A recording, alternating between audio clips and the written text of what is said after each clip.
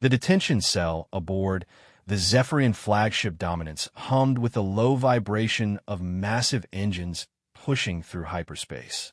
Admiral Kextar stood before the reinforced transparent barrier, his four arms crossed in satisfaction as he observed the human prisoner within. The cell was designed to hold the most dangerous criminals in the galaxy.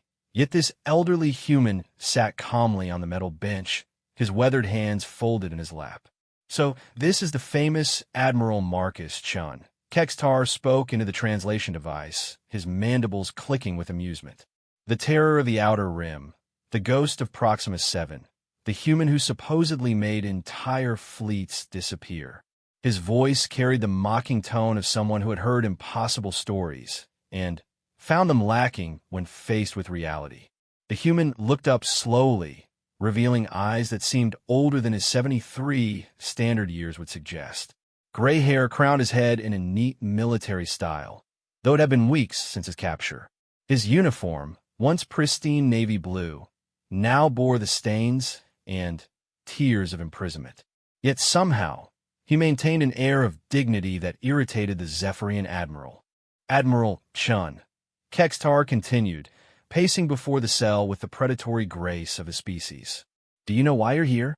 Marcus Chun smiled, a small, knowing expression that somehow made the massive alien pause mid-step. "I imagine it's because you think you've captured something valuable."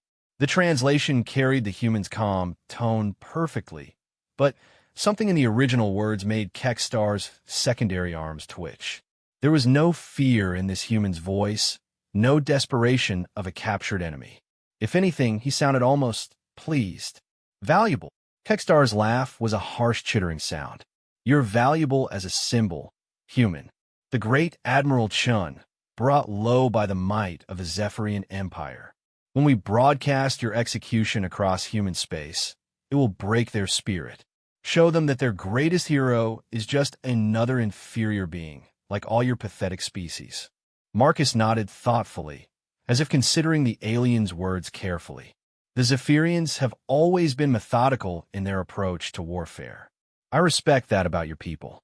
The unexpected compliment caught Kextar off guard. Most prisoners either begged for mercy or hurled defiant curses. This human was doing neither, and it unsettled the Admiral in ways he couldn't quite articulate. "Your respect is worthless, human. In 3 days, when we reach Zephyr Prime, you'll be executed before the High Council and trillions of viewers across the galaxy. The humans will see that their legendary Admiral dies like any other inferior being, afraid and broken." Marcus's smile widened slightly. "You know, Admiral Kextar, may I call you Kextar? I've studied your people extensively. Your military doctrine, your social structure, your history. Fascinating culture, really. Very hierarchical." Kextar's four eyes narrowed. There was something wrong here, something he couldn't identify. This human should be terrified, should be pleading or raging against his fate. Instead, he seemed almost conversational, as if they were discussing military theory over dinner rather than his impending execution. "What are you playing at, human?" "Playing?" Marcus chuckled, a warm sound that seemed completely out of place in the sterile detention block. "I'm not playing at anything. I'm simply making conversation with a fellow officer. After all, we have 3 days together. Might as well be civilized about it." The Zephyrian admiral felt his confidence wavering. In his 40 years of military service, he had interrogated hundreds of prisoners from dozens of species. He knew how they reacted when facing death, the patterns of fear, anger, bargaining, or stoic acceptance. This human fit none of those patterns. "You're trying to unnerve me," Kextar declared, though he wasn't entirely convinced of his own words. "Am I?" Marcus tilted his head slightly. "I suppose that's one interpretation. Tell me, how many human prisoners have you taken in this war?" "Dozens. Your species breaks easily once they realize the futility of resistance." "Interesting. And how many of those dozens were elderly humans?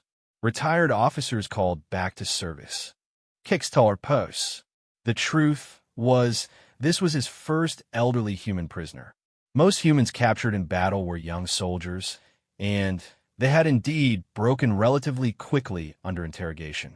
The few human officers they'd taken had been middle-aged at most, career military types who followed predictable patterns of resistance and eventual capitulation. Age is irrelevant, Kextar said, but his voice lacked its earlier conviction. Is it? Marcus leaned forward slightly, his eyes taking on an almost grandfatherly twinkle. You know, I was already retired when this war started, living quietly on New Geneva with my grandchildren, growing tomatoes in my garden, teaching my grandson how to play chess. I was quite content to leave the fighting to younger minds. Then, why did you return to service? Despite himself, Kextar found he was genuinely curious. Because they asked me to. Marcus's voice carried a weight that the translation somehow managed to convey. Because there are some things worth coming out of retirement for. Some fights that require experience. The way he said the word experience made something cold crawl up Kextar's spine. There was no boast in it, no threat, just a statement of fact that somehow felt more ominous than any violent declaration. Your experience means nothing against the might of the Zephyrian Empire, Kextar said, but the words felt hollow even as he spoke them.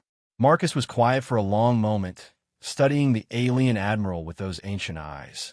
When he finally spoke, his voice was soft, almost paternal. Tell me about your family, Kextar. The question was so unexpected that Kextar actually took a step back. What? Your family. Do you have offspring? A mate? Parents still living?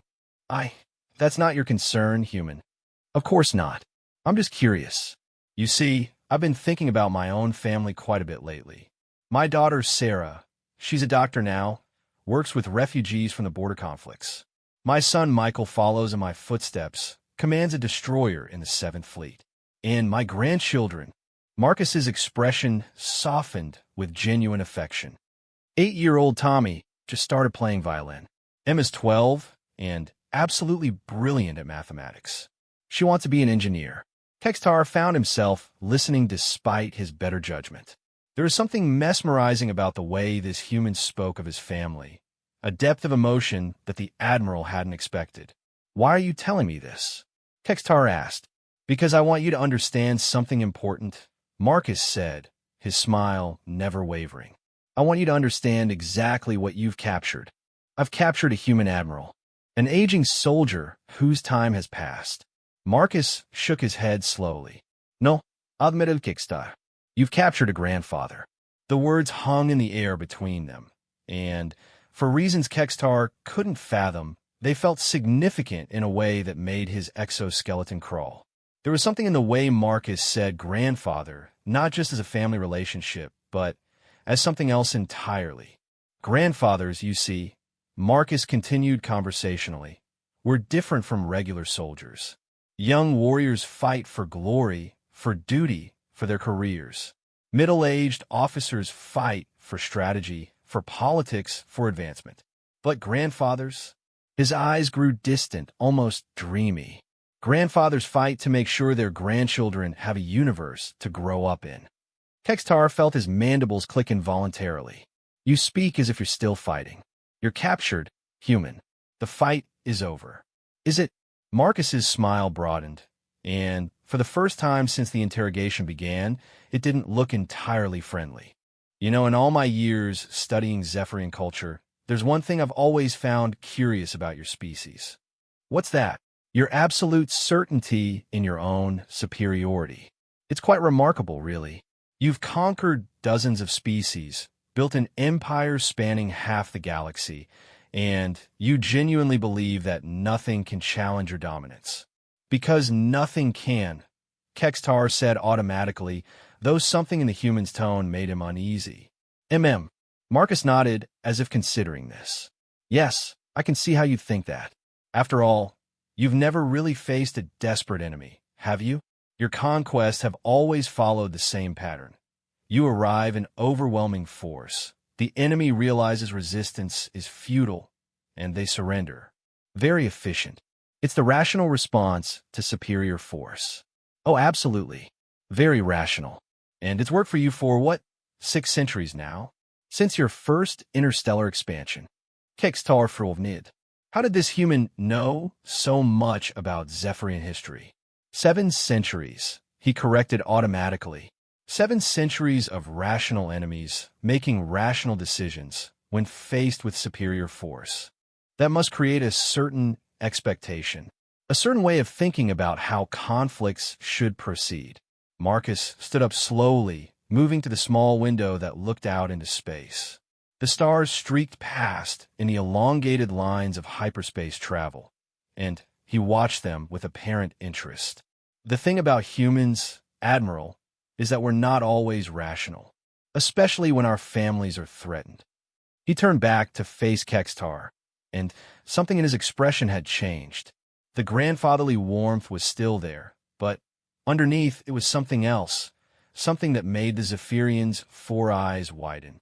You see, when you destroyed the civilian evacuation convoy at Kepler Station, you killed 37,000 people. Among them were roughly 4,000 children under the age of 10. Marcus's voice remained conversational, but now it carried an undertone that made Kextar's claws extend involuntarily. That was a legitimate military target. The convoy was carrying military supplies. Oh, I'm sure it was. Very legitimate, very strategic, very rational. The kind of decision that makes perfect sense from a military standpoint. Marcus returned to his bench, settling down with the careful movements of an old man. But here's the thing about killing children, Admiral. It makes grandfathers very, very angry. The temperature in the room seemed to drop several degrees, though Kextar knew that was impossible. There was something in this human's eyes now, something that made the Admiral's primary instinct scream at him to back away from the cell. You're threatening me? Kextar managed to ask. Threatening? Marcus looked genuinely puzzled. Oh no, Admiral. I'm not threatening anything. I'm simply explaining the situation. What situation? Marcus's smile returned, bright and grandfatherly, and somehow more terrifying than any snarl or grimace could have been. The situation where you've captured exactly the person you were meant to capture, exactly when you were meant to capture them, exactly where you were meant to capture them. Kextar felt ice forming in his bloodstream. What do you mean? I mean, my dear Admiral, that you didn't capture me at all. Marcus leaned back against the wall, looking for all the world like a contented old man settling in for a pleasant chat. I surrendered to you. The words hit Kextar like a physical blow. That's impossible. My forces overwhelmed your position. Your ship was crippled. My ship was exactly where I needed it to be. Marcus corrected gently. Just as I'm exactly where I need to be. Just as you are exactly where you need to be. You're lying. Am I? Think about it, Admiral. You've been fighting this war for 3 years now. In all that time, have you ever managed to capture a single high-ranking human officer alive? Kextar opened his mouth to respond, then closed it. The truth was human officers had an annoying tendency to die in battle rather than surrender. They fought to the death, destroyed their ships rather than let them be captured, and generally behaved in the irrationally suicidal manner that made humans such a frustrating enemy. Human officers preferred death to capture, Kextar said finally. Exactly. So ask yourself, what would it take for the most famous human admiral in the galaxy to allow himself to be captured alive? The question hung in the air like a weapon waiting to fall. Kextar found himself staring at this elderly human, trying to understand what he was really looking at. The man seemed utterly harmless, a grandfather figure with kind eyes and a gentle manner. But there was something underneath that facade, something that made Kextar's predatory instinct scream warnings. What are you? Kextar visperiet. Marcus tilted his head, considering the question. I'm a retired admiral who loves his grandchildren very much. I'm a man who grows excellent tomatoes and enjoys a good book on rainy afternoons. I'm someone who believes that young people should have the chance to grow up in a peaceful universe. He paused, and when he continued, his voice carried a weight that seemed to press down on the entire room. And I'm someone who has spent the last year carefully arranging for the most dangerous ship in human space to be in the exact right position to respond when a certain Zephyrian flagship captures a certain human prisoner. Kextar's blood turned to ice water. What ship? Marcus's smile was no longer grandfatherly. It was the smile of someone who had planned something very, very carefully and who is now watching those plans unfold exactly as intended. The one that's been following us since my capture, Admiral. The one that's been staying just outside sensor range, matching our course and speed perfectly. The one that's been waiting for us to reach the exact coordinates I specified when I allowed myself to be taken prisoner. The Zephyrian Admiral's hands flew to his communicator, but Marcus held up a gentle hand. "Oh, I wouldn't do that just yet, Admiral.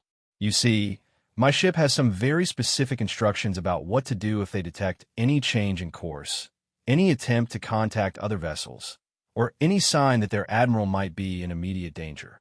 "What instructions?" Kekstar's voice was barely a whisper. Marcus Chun, retired admiral and devoted grandfather, looked up at his captor with eyes that had seen the deaths of children and decided that some things could not be forgiven. His smile was warm and kind and absolutely terrifying. To remind the galaxy why humans don't typically allow their grandfathers to be captured alive. The lights in the detention block flickered, and somewhere deep in the ship's hull, something that sounded suspiciously like weapons charging began to hum. The bridge of the Dominance erupted into controlled chaos as alarms began wailing throughout the massive flagship. Admiral Kekstar's secondary arms trembled as he processed the tactical display that had just appeared on the main screen. Behind him, Admiral Marcus Chun sat peacefully in his cell, watching the proceedings with the detached interest of someone observing a mildly entertaining theater performance. "Report." Kekstar barked as he burst onto the bridge, his four arms working frantically across multiple control surfaces. Commander Thexal, his second-in-command, looked up from his sensor station with unconcealed fear in her compound eyes. "Admiral, we're detecting massive gravitational distortions throughout this sector. Something is manipulating space-time on a scale we've never encountered." "Human vessels?" We can't tell, sir. The distortions are masking everything. It's as if space itself is being folded around us. On the view screen, the stars began to shift and twist in patterns that defied known physics. What had been the familiar elongated streaks of hyperspace travel were now writhing like living things, bending and curving in impossible geometries that made the bridge crew's vision blur and their heads ache. "Sir," the communications officer called out, his voice cracking with strain. "We're receiving a transmission. It's coming from everywhere at once." On screen, the twisted star field dissolved, replaced by the interior of what appeared to be a human starship bridge. But this was unlike any human vessel Kekstar had ever seen. The surfaces seemed to flow like liquid metal, and the lighting cast shadows that moved independently of their sources. At the center of it all stood a figure that made Kekstar's exoskeleton crawl with primal fear. She appeared to be a young human woman, perhaps 30 standard years old, with short-cropped dark hair and eyes that reflected no light at all. Her uniform bore no insignia that Kekstar recognized, but the way she carried herself spoke of absolute authority.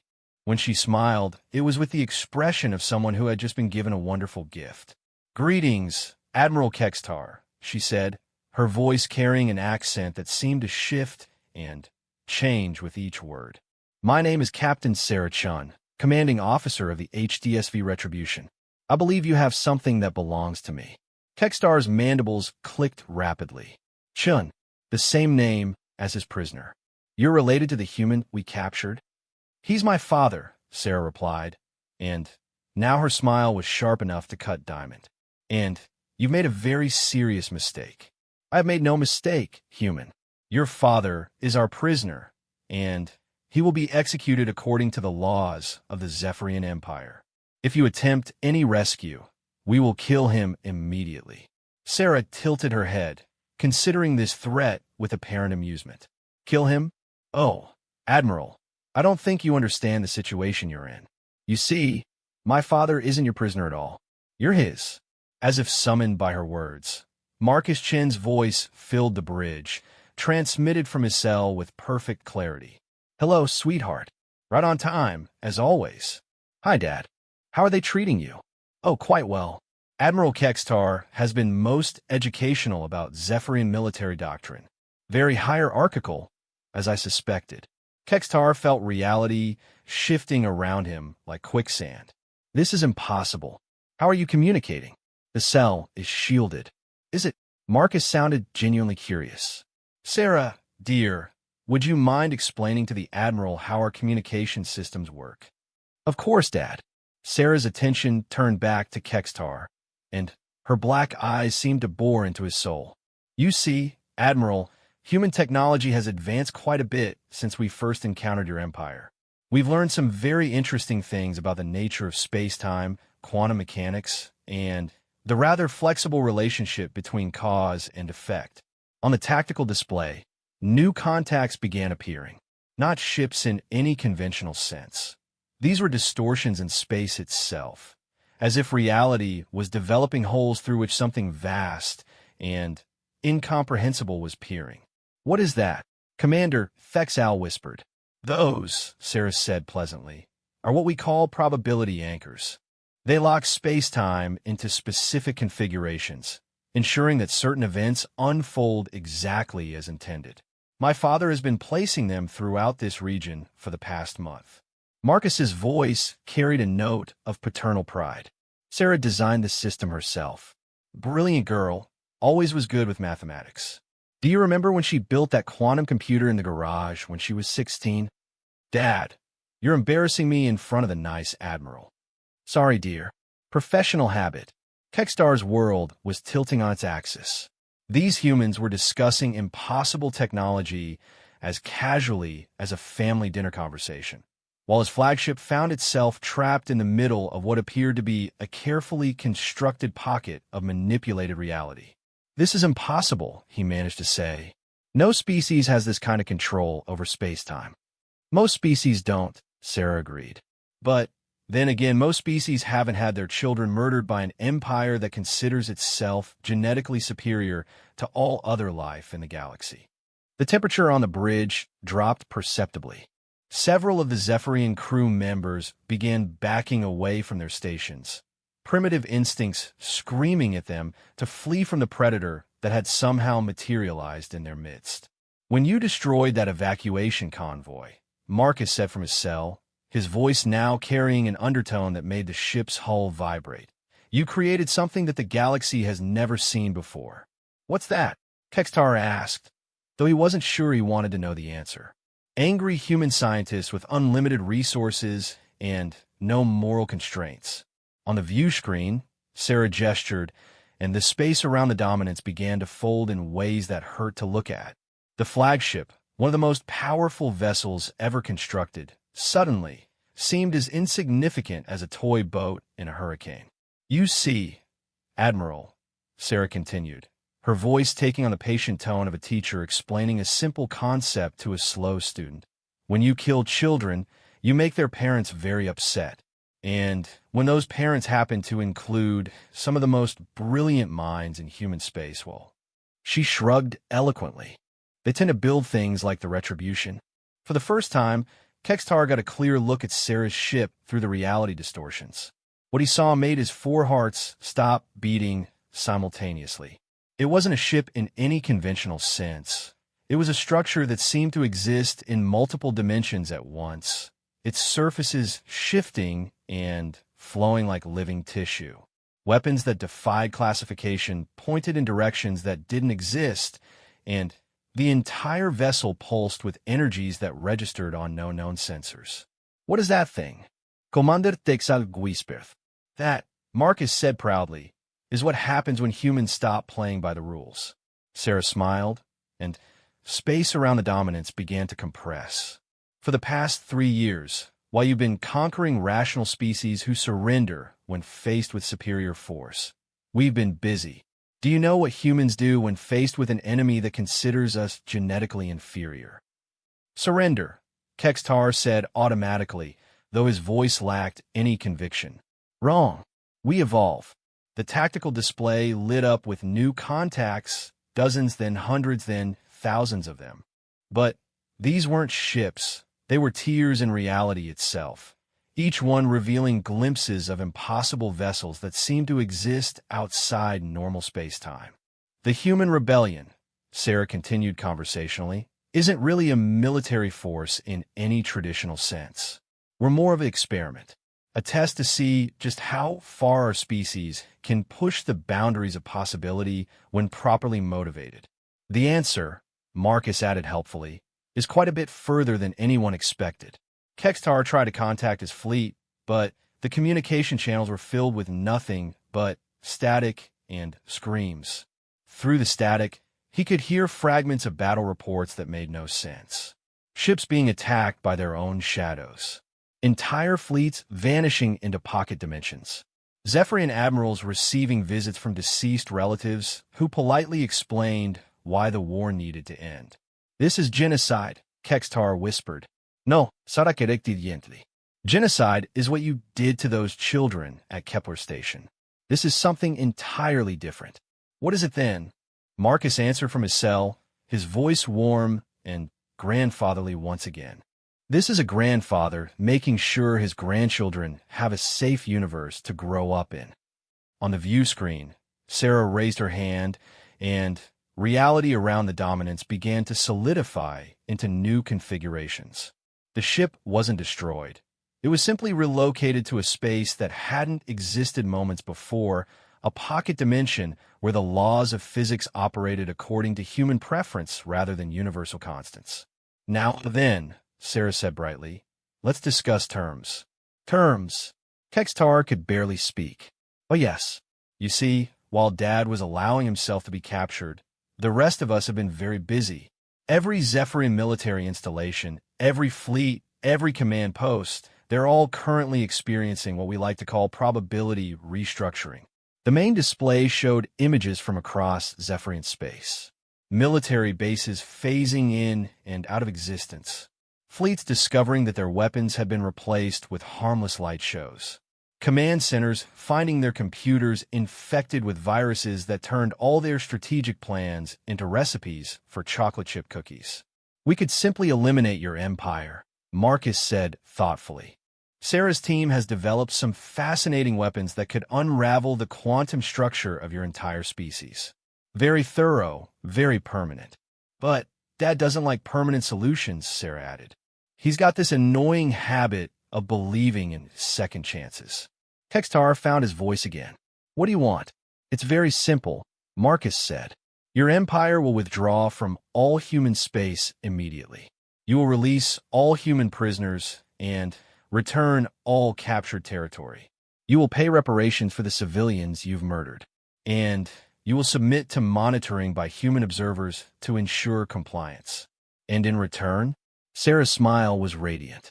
In return, we won't demonstrate what happens when a species that can manipulate reality decides to get really creative with their revenge fantasies. The view screen showed brief glimpses of things that made Kextar's sanity strain at the edges. Zephyrian ships transformed into abstract art pieces. Military commanders waking up to discover they've been turned into house pets.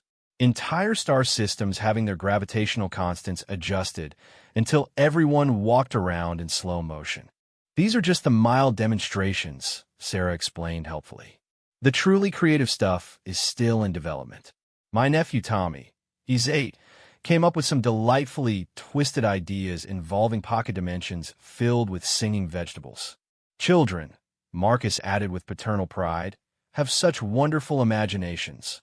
Kextar stared at the impossible ship on his view screen, at the human woman who spoke casually of rewriting the laws of physics, at the tactical display showing his empire being systematically dismantled by forces beyond comprehension. He thought of his own offspring, safe in their nursery chambers back on Zephyr Prime, and wondered if they would ever understand why their father had decided to surrender to creatures that had transcended the normal boundaries of existence. You have 1 hour to contact your high command and relay our terms, Sarah said pleasantly. After that, we start getting creative. The transmission ended, leaving Kextar alone with his crew on a bridge that was no longer entirely connected to normal space-time. Through his cell's communication system, Marcus Chen's voice drifted across the bridge with the warm tone of a man settling in for a comfortable nap. You know, Admiral, I think I'll take a rest now. All this talking has made me rather tired. Do wake me when your government has decided whether they'd like to exist in a universe where grandfathers can fold space-time like origami. The lights in the detention block dimmed, and Admiral Kextar was left to contemplate the fact that he had captured a harmless old man who had somehow arranged for his daughter to hold an entire galactic empire hostage. Outside the viewports, reality continued to bend and twist according to the whims of beings who had once been merely human, but had since become something far more dangerous, a species with nothing left to lose and the power to reshape the universe according to their will. In his cell, Admiral Marcus Chun smiled in his sleep and dreamed of grandchildren playing safely in gardens where the stars themselves had been rearranged to spell out bedtime stories. The High Council chamber on Zephyr Prime had been designed to intimidate. Massive pillars supported a dome that stretched impossibly high, while holographic displays showed the vast expanse of the Zephyrian Empire in all its conquered glory. 12 of the most powerful beings in the galaxy sat in their elevated thrones, their compound eyes focused on the trembling figure of Admiral Kextar as he delivered his impossible report. Supreme Commander Vorthak, eldest and most decorated of the council members, clicked his mandibles in disbelief. You expect us to believe that a single human vessel has somehow taken our entire military hostage. Not taken hostage, Supreme Commander, Kextar corrected, his voice barely steady. They've repositioned our reality. Every military installation, every fleet, every command post has been moved into what they call probability pockets. We exist at their sufferance. Impossible, declared Commander Zexera, her four arms gesturing dismissively. No species possesses such technology. We have conquered 47 star systems, subjugated countless inferior races. We are the apex predators of this galaxy. As if summoned by her words, the air in the center of the chamber began to shimmer. The holographic displays flickered and died, replaced by something far more unsettling. A human child materialized, not a hologram, but an actual 8-year-old boy wearing pajamas decorated with cartoon spaceships. Tommy Chun said brightly, waving at the assembled council members with the casual friendliness of a child greeting his neighbors. I'm Tommy. My grandpa said you wanted to talk to us about being mean to people. The 12 most powerful beings in the Zephyrian Empire sat frozen in their thrones, staring at a human child who had somehow materialized in the most secure location in their empire without triggering a single alarm. How did you? Supreme Commander Vorthak began. Oh, that's easy, Tommy interrupted, pulling out what appeared to be a child's tablet covered in colorful stickers. Aunt Sarah taught me how to fold space. It's like origami, but with dimensions. Want to see? The boy tapped his tablet, and suddenly the massive council chamber was no longer quite the right shape. The walls curved in directions that hadn't existed moments before, while the ceiling developed angles that made the assembled Zephyrians' vision blur and their stomachs churn. Cool, right? Tommy said, apparently oblivious to the fact that he'd just casually violated several fundamental laws of physics. I learned this from a quantum mechanics textbook Grandpa gave me for my birthday. Most of it's pretty boring, but the chapter on dimensional manipulation has lots of neat pictures. Supreme Commander Vorthak tried to activate the chamber's defensive systems, but his controls had been replaced with what appeared to be a coloring book. The pages showed crude drawings of stick-figure aliens surrendering to stick-figure humans, with the Yendi written in crayon at the bottom. Now, Tommy continued, consulting his tablet with the serious expression of a child checking his homework. Grandpa says you've been very naughty. He says you hurt lots of people, including kids like me. That makes everyone in my family very sad. Child, Commander Zexera said carefully, you don't understand the complexities of galactic warfare. Your species is inferior. We are simply following the natural order. Tommy looked up from his tablet with the patient expression of someone explaining something obvious to someone very slow. Lady, my sister Emma, she's 12. She explained natural selection to me last week. She says species that can't adapt to changing conditions go extinct. He tapped his tablet again, and suddenly, every member of the High Council found themselves sitting in chairs that were definitely not designed for their anatomy. The Zephyrian physique, perfectly adapted for their homeworld's gravity, was now attempting to cope with furniture built for a completely different species. The thing is, Tommy continued cheerfully, humans adapt really, really fast, especially when someone makes us mad. The chamber's massive doors opened, and in walked Admiral Marcus Chun. But he wasn't alone. Behind him came a parade of humans that defied every category the Zephyrians had created for the species. An elderly woman in a lab coat whose eyes swirled with equations that seemed to rewrite themselves as the council watched. A teenage girl who gestured casually and caused the chamber's gravity to reverse itself.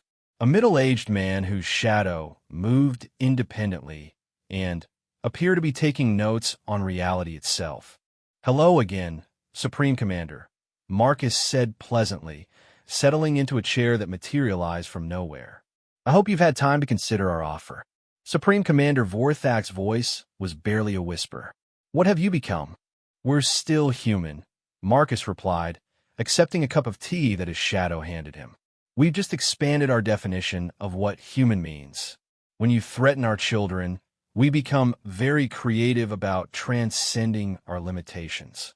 The elderly woman in the lab coat stepped forward, and reality seemed to bend around her like light around a black hole. "I'm Dr. Elizabeth Morrison, former head of theoretical physics at Terra University, current head of Applied Impossibility for the Human Defense Initiative." She gestured, and the air filled with equations that wrote themselves in fire across the chamber's atmosphere. The mathematical formulas were beautiful and terrible, describing ways to fold space-time that should have been impossible.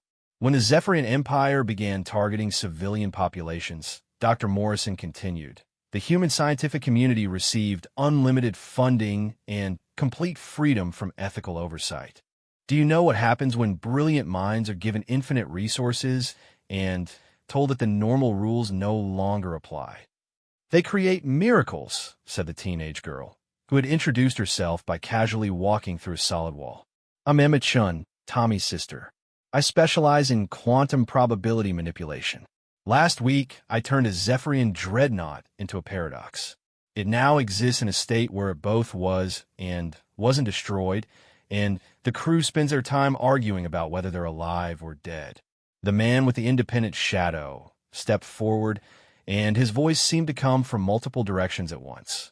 "Professor James Walker, former philosopher, current specialist in conceptual warfare. I've been working on ways to weaponize abstract ideas. For example, I recently introduced the concept of defeat to your Fourth Fleet. They're still trying to remember what victory feels like." Tommy looked up from his tablet, where he'd been drawing pictures of spaceships that seemed to move on their own. "Oh, and I've been working on something really cool. Want to see?" Before anyone could answer, Tommy tapped his tablet, and suddenly the council chamber was full of Zephyrian children, not real ones. These were constructed from pure thought, mathematical expressions of what Zephyrian offspring might look like if they existed in a universe where their parents had made different choices. "I call them possibility children," Tommy explained proudly. "They're what your kids could have been if you hadn't decided to be mean to everyone. They're really nice. They like to play games and learn about different species and share their toys." The conceptual children ran around the chamber, laughing and playing with toys that existed in dimensions the adult Zephyrians couldn't perceive. They spoke in languages that conveyed pure emotion rather than words, and their joy was so infectious that several council members found themselves smiling despite their terror. "The beautiful thing about possibility children," Dr. Morrison said clinically, "is that they represent quantum potential. They're simultaneously real and unreal, existing in the spaces between what is and what could be. If we chose to make them fully real, your actual children would find themselves replaced by these alternate versions." Supreme Commander Vorthak watched a possibility child version of his own daughter playing happily with a toy spaceship, and something inside his chest cracked. This alternate child was everything his real daughter could have been: kind, curious, unafraid of other species. "You would replace our children?" he whispered. "Oh, heavens no," Marcus said, looking shocked at the suggestion. "We're not monsters. But we wanted you to see what your choices have cost. Not just in terms of the lives you've taken, but in terms of the futures you've stolen from your own children." Emma Chun gestured, and the chamber filled with images, not of destruction, but of possibility. Zephyrian children playing with human children. Scientific exchanges between species. Art and music and literature flowing freely between worlds. The vast, beautiful potential of a galaxy where species work together instead of conquering each other. "This is what we're offering," Marcus said quietly. "Not submission, not revenge, not the extinction of your people. We're offering you the chance to choose a different future. And if we refuse?" Supreme Commander Vorthak asked. Tommy looked up from his tablet with the innocent expression of a child who didn't fully understand the implications of his own power. "Then I guess you'll find out what happens when an 8-year-old gets really, really mad at bullies." The possibility children vanished, replaced by images that made the assembled Zephyrians' sanity strain at the edges. Fleets turned into abstract art installations. Planets where gravity flowed upward and citizens had to hold onto the ground to avoid falling into the sky. Star systems where time flowed backward and effect preceded cause, creating feedback loops of impossibility. "Tommy's still learning to control his abilities," Emma said apologetically. "Last month, he accidentally turned our neighbor's cat into a small universe. The cat is fine. She's actually quite enjoying being a cosmic entity, but it took us weeks to figure out how to visit her for birthday parties." Professor Walker's shadow whispered something that made the chamber's walls shiver. "The child has been experimenting with what he calls punishment dimensions. Pocket universes specifically designed to teach lessons to species that refuse to learn them voluntarily. They're educational. What have you done to us?" Commander Zexera asked, staring at her hands as they began to phase in and out of existence. "Nothing yet," Marcus assured her. "This is just probability bleed-through. You're experiencing brief glimpses of the timelines where you refuse our offer. We thought it might help inform your decision." For a moment, the assembled Zephyrians experienced flashes of alternate realities. In one, they were all transformed into children themselves, forced to attend a cosmic school where the curriculum consisted entirely of lessons about empathy and sharing. In another, they found themselves as the last Zephyrians in existence, cared for in a galactic zoo by kindly alien zookeepers who fed them fish and wondered sadly how such a proud species had driven itself to extinction. "The choice is yours," Marcus said gently. "You can accept our terms, withdraw from human space, release all prisoners, pay reparations, and submit to monitoring. And your species continues to exist in a universe where your children can grow up to be better than you were. Or, Zuplama Commander Fortak Visperet." Tommy looked up with the bright smile of a child who had just thought of something wonderful. "I show everyone what I learned about turning mean people into nice people. It's really cool. I use quantum personality restructuring to edit the bad parts out of their brains. They're much happier afterward."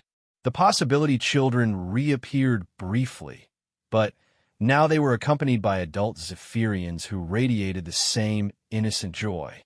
These alternate versions of the council members played happily with the children, having been edited by Tommy's reality-warping abilities into beings incapable of cruelty or conquest. "The editing process is completely painless," Dr. Morrison added helpfully. "You wouldn't even remember being different. From your perspective, you would have always been the kind, gentle beings you'll become. It's better than extinction," Emma pointed out. "And really, when you think about it, is there any difference between dying and becoming completely different people?" Supreme Commander Vorthak looked at the possibility version of himself, a being filled with wonder and compassion instead of conquest and dominance. He thought of his real children, sleeping peacefully in their chambers, unaware that their futures hung in the balance of decisions made by a human child with a coloring book tablet and the power to rewrite reality. "We accept," he whispered. The chamber returned to its normal configuration, though somehow it seemed brighter and more welcoming than before. Tommy tucked his tablet under his arm and beamed at the assembled council. "Yay! That means I don't have to use the mean people editor. Grandpa said if you were nice, I could show you something really cool instead." He pressed a few buttons on his tablet, and suddenly, the chamber was filled with music, a symphony of sounds from across the galaxy, performed by species the Zephyrians had never heard of. Beautiful, complex harmonies that spoke of civilizations working together, learning from each other, creating art that no single species could have imagined alone. "This is what the galaxy sounds like when people are friends instead of enemies," Tommy explained proudly. "I asked the universe to play it for you as a welcome to being nice present." As the impossible music filled the air, Admiral Marcus Chin stood and adjusted his uniform. The old grandfather had accomplished what he'd set out to do, not through superior firepower or strategic brilliance, but through the simple expedient of showing an empire what it meant to threaten the grandchildren of a species that refused to accept limitations. "Well then," he said pleasantly, "I suppose I should be getting home. My grandson has a violin recital next week, and I promised I'd help him practice." He turned to leave, then paused and looked back at the assembled Zephyrian leadership with eyes that had seen children die and decided that the universe needed to be rewritten to prevent such things from happening again. "Oh, and one more thing," he added with a grandfatherly smile. "Welcome to a galaxy where humans are no longer just another species to be conquered. We hope you enjoy your stay." The humans vanished, leaving the Zephyrian High Council alone with the echo of impossible music and the knowledge that they serve at the pleasure of beings who could casually redefine the nature of existence itself. Outside their chamber, throughout their empire, Zephyrian children began to dream of playing games with species they'd never met, while their parents contemplated the strange new universe where being kind was no longer optional, but a fundamental requirement for continued existence. And in a garden on New Geneva, an old man tended his tomatoes while his grandson practiced violin, both of them content in the knowledge that the universe had been made a little safer for the next generation to grow up in. The galaxy would never be quite the same. But then, again, as Tommy Chun could have explained to anyone who asked, that had always been the point.